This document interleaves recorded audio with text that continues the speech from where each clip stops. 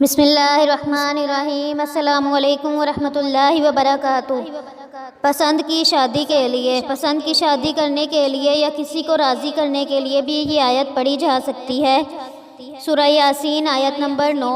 بسم اللہ الرحمن الرحیم۔ وَجَعَلْنَا مِن بَيْنِ أَيْدِيهِمْ سَدًّا وَمِنْ خَلْفِهِمْ سَدًّا فَأَغْشَيْنَاهُمْ فَهُمْ لَا يُبْصِرُونَ۔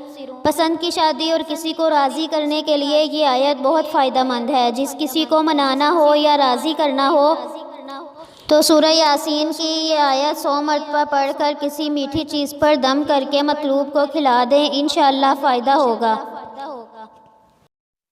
جھریوں سے نجات پائیں اور چہرہ نرم و ملائم بنائیں۔ آدھے چمچ شہد میں 2 بادام پیس کر مکس کریں اور پھر اس میں 2 چمچ نیم گرم دودھ کے ملائیں۔ ہلکے ہاتھوں سے چہرے پر لگا لیں اور 20 منٹ بعد چہرہ تازے پانی کے ساتھ دھو لیں۔ انشاءاللہ ساری جھریاں ختم ہوں گی اور چہرہ نرم و ملائم ہو جائے گا۔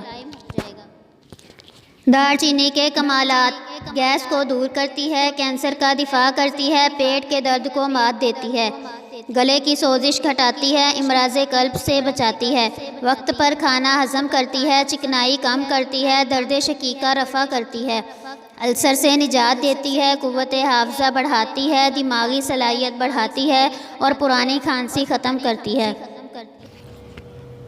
ہاتھوں کی صفائی: آدھا کپ پیسی دار چینی میں آدھا چائے کا چمچ لیموں کا رس اور 2 کھانے کے چمچ ناریل کا تیل ملا کر بوتل میں رکھ لیں۔